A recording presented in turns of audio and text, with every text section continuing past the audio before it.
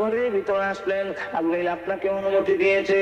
আল্লাহ রাসূলের কাছে গিয়ে বলেন, ওগো নবীজি, আপনি যদি বলেন আমি আপনাকে হাত দিব, অনুমতি যদি দেন, আর না হয় হাত দিব না। আল্লাহ রাসূল বললেন, আমি বলবো কোন সময়, তুমি এখন হাত দিও না। আত্মায়াতিয়ানি জিবরাইল, জিবরাইল যতক্ষণ পর্যন্ত আমার কাছে না আসবে আজ পর্যন্ত তুমি হাত দিও না। মুহূর্তের মধ্যে জিবরাইল এসেছে।